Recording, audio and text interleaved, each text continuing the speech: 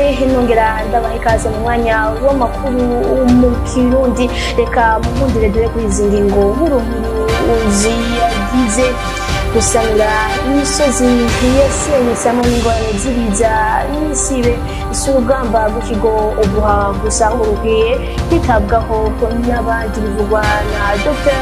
Engineer Lieutenant Colonel Leonidas Nibigira ico kigo nayo abanyagihugu mu gisagara c'intara ya Gitega bavuga ko umuvuduko wa internet ari mukeya anayanti n'umukara.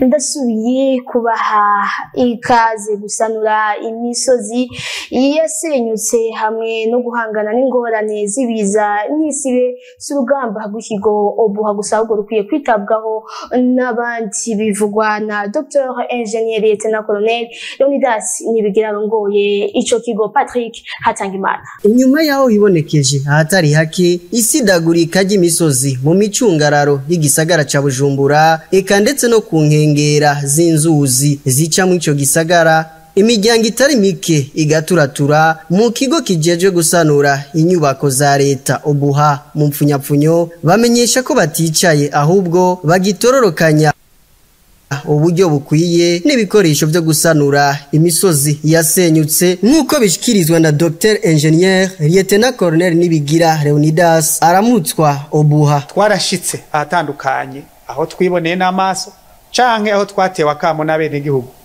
Abahinga bacu barashoboye gutororokanya ibiharuro mfatigwako bishobora kudutuma nkitwegeranya uburyo bukenewe kugira ngo ahari ibibazo tubikure mu nzira. Novuga rero yuko ahatari hake turi ku kivi, naho nyene bigaragara neza ko turakora aha mugabo haruguru kabona handi hariko haraza, ariko ntitwicaye aho tutarashika tuguma dutororokanya izo biharuro turavye cyane mbega ico kintu kigeramiwe kiri hehe nibihe bintu bigeramiwe, mbega visiziguriye ku gihugu bimwe twita la priorisation par stratégie. Ivyo rero iyo ntambukira amaze kugeraho. Uyo aramutswa Obuha abandanya amenyesha ko bariko barakorana nabo basanzwe bafashanya kugira batorera umuti ico kibazo, kubera yuko ari ikiza rero nawe ugisohokamwe wenyene. Obuha iriko irafashanya n'abandi basanzwe bafasha muri mwe n'ivyo bikorwa na cyane urwego rw'igihugu rujejwe ukinga no gutabara mu bihe by'ibiza n'isibe, dufashanije n'abunganizi cyane novuga nk'ibanki y'isi yose kugira ngo turabe ivyihutirwa, kugira ngo tubone aho turi buhere naho turi buhereze turavye urugero ukwihuta. Haraheze imyaka irenga 4 hibonekeza ahatari hake isidagurika nyawisubiriza ry'imisozi ihanamiye igisagara ca Bujumbura nko mu bice vya Mugoboka, Gicaca, Gikoto, Muhuta, Nyabugete, inkengera z'inzuzi Ntangwa na Kanyosha eka ndetse n'ahandi. Abanyagihugu mu gisagara ca Gitega bavuga ko umuvuduko wa internet ari mukeya bagasaba ko uduzwa Jules Verne Nakimana. Kuko bikunze kwibonekeza mu gisagara ca Bujumbura no mu ntara ya Gitega, umuvuduko w'ubuhinga bwo gutumatumanako internet muri Gifaransa cyangwa n'ishirahamwe rya Limiter uri ku rugero rwo hasi n'ubwiciro byari byadugijwe. Mbiye amatara acitseho bica biba nabi kurusha nkuko bisigurwa na bamwe mu banyagihugu bo mu gisagara ca Gitega. Kubijanye na connection rimwe na rimwe connection igihe nyene itagenda neza, uko sinovuga igenda neza misi yose, cyane biribonekeza mu gihe kirere kitameze neza canke se mu gihe amatara yacitse connection irakunze kubura rimwe na rimwe. Connection wapi ntazi hari zike tugenze azabacika gurukuko nyene akagerige nyene ntana beho majama karonda n'umuntu namuto kandi ubona ari no ku murongo canke ko kuri fibi ajya guhaye dufate ukabona SMS hejuru akamisaje bakorangiye rero byo karabika kugora. Abanyagihugu basaba ko uwo muvuduko ukongerezwa kuko terambere ridashoboka mu gihe ubinga bwo gutumatumanako bumeze nabi. Ico twosaba nuko botwongereza umuvuduko nkuko byari byamye bwa mbere, bakawongereza umuvuduko kugira ngo natwebwe mu kazi kacu dukora bitworohere mu gukora akazi kacu kandi rishobore kugira amarecherche bivanye n'ibyo umuntu abashaka ko n'ubwenge agomba kurahora haba mu vyigwa cyane cyane mu banyeshure na twebwe turagomba yuko dutera imbere nk'abandi nko mu bihugu nko mu bindi bihugu zodufasha cyane no mu Burundi. Zibiruka mu gihe ubuhinga bwa internet mu mihoro itandukanye bukora cyane uri mu bisagara kure y'ibisagaraho usanga n'ubuhinga bwo ku muvuduko wo ku rugero rwa kabiri deuxième génération muri w'igifaransa bukora nabi kandi Burundi bwakoresha umuvuduko wo ku rugero rwa kane quatrième génération muri w'igifaransa. Iyo umutima wiruka cyane uko bitahura byerekana ko umuntu afise indwara ikomeye mu mubiri bivugwa na muganga Jolis Nzisabira asanzwe yaranonosoye kuvura indwara zijanye n'umutima. Patrick Hatangimana: iyo umutima utera ugakubita cyane gushikaho wumva ico bita palpitation du cœur mu mubiri ntibiba byifashe neza, haba hari indwara canke iyindi mpamvu ikomeye ibituma. Bisigurwa na muganga Joris Nzisabira yanonosoye kuvura indwara z'umutima. Umutima utera cyane canke ico twita palpitation mu Faransa. Palpitation no kuvuga umuntu yumva umutima ukubita mu majambo makeya canke mu buzima misi yose umutima ntuwumva, umutima umuntu ntawumva ukubita. Umutima ni moteri iri mu muntu ituma amaraso aguma azunguruka, mukamuzi ko amaraso nayo ari yatembereza ubuzima, ni yatembereza iyo twariye, ni yatwara umwuka. Ku ndwi zitandatu canke zitanu umuntu akibaho mu nda ya mama wiwe umutima watanguye gukora. Umva ko umutima utangura gukora kekare cyane, hama umutima urakora gushika umuntu atashe. Nuvuga ni moteri iguma ikora rero. Iyo moteri iguma ikora wabize no mu bwana canke umuntu akuze umutima ntuwumva. Igihe rero umuntu yumva ko umutima uri kurakubita haba ari kitameze neza, ico bita palpitation. Muganga Joris Nzisabira arasigura bimwe mu bishobora gutuma umutima ukubita cyane. Ibishobora gutuma umuntu yumva ko umutima usimba ni vyinshi. Hariho ibituma atari indwara, akarone nk'iyo umuntu avumbutse agira yiruka canke ibikorwa vy'inguvu ashaka kuvuga umutima uri kurirukanga, aho urumva singwa no kubera akoresheje inguvu nyinshi wa mubiri ya moteri yacu ituma amaraso asirikira azunguruka mu mubiri, bikasaba gukoresha inguvu nyinshi, urumva ko umutima uri kuratera. Hari n'ibindi bishobora gutuma umutima utera cyane, nk'abanywa inzoga, twumva yanyoye inzoga ko umutima ushobora gutera cyane, canke kunywa itabi canke vya biyayura mutwe bindi bishobora gutuma umutima utera cyane.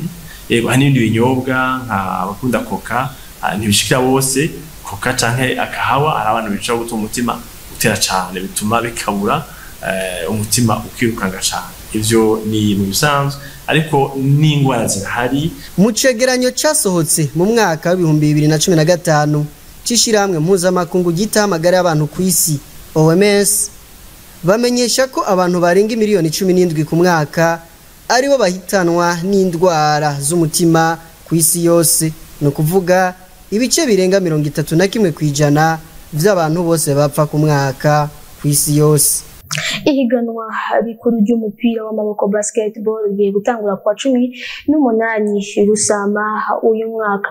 Imigwi izokina muri iryo higanwa ikaba yari iteguye Alain Loris Ndongozi. Ihiganwa rikuru ry'urukino rw'umupira w'amaboko basketball mu Burundi ari ryo Viva Basketball League umwaka wa 2024 rigiye gutangura ku igenekezo rya 18 Rusama uyu mwaka. Nubwo haheze igihe havugwa ibihano bishobora gufatirwa ishirahamwe ry'urwo rukino mu Burundi FEBABU, imigwi yarabandanije kwitegura. Aho ni nko mu mugwi runani nkuko bishikirizwa na Vaporis Mutekano, umunyamabanga mukuru w'uwo mugwi.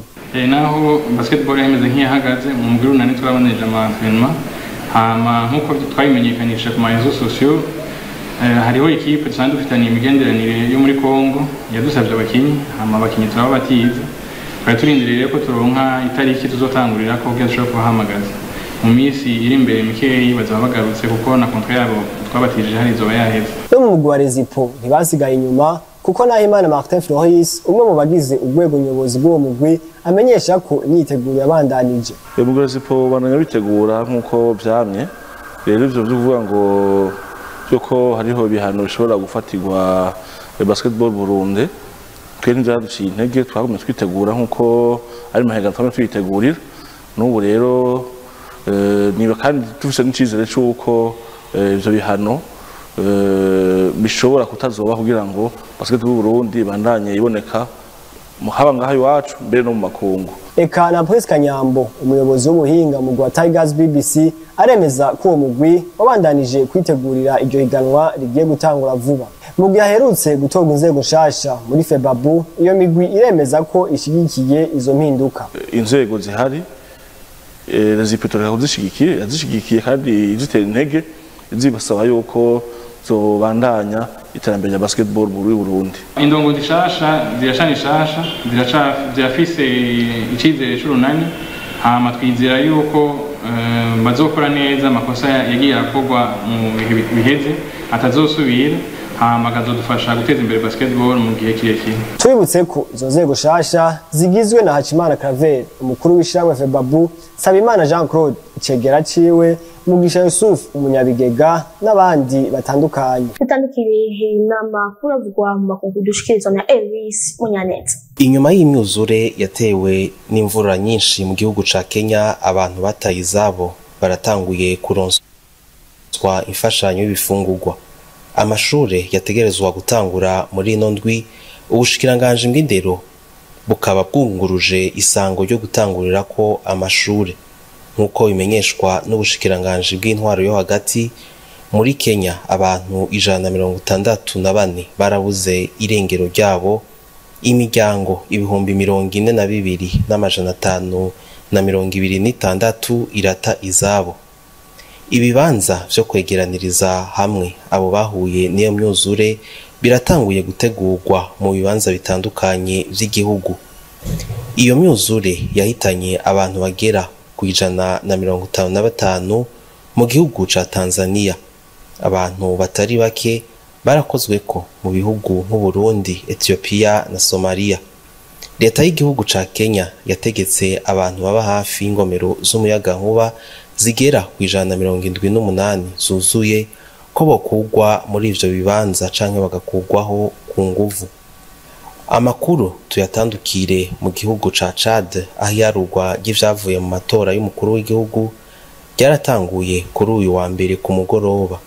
Abatavuga rumwe n'ubutegetsi ntibahawe ikibanza muri ayo matora, vyatumye batayitabira. Ibibanza vyabereyemwo amatora vyinshi vyugaye inyuma y'umutaga, kiretse aho buguruye bateba. Imbere y'imyiyamamazo abarorerezi bategekanya ko umukuru w'igihugu Deby ariwe yotahukana intsinzi inyuma yaho yigijeyo abo batavuga rumwe.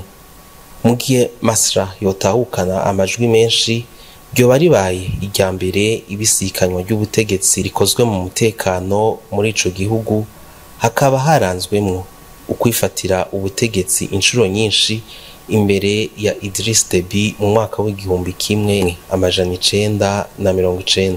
Kuri iyo duciye turangiriza kwerekana abashimye no mwese mwako muradukurikirana, shimye abagenzi banje badufashije gutokanya ano makuru, ndabasaba gukurikirana ibiganiro bya BTV Burundi aho muba naho utaha.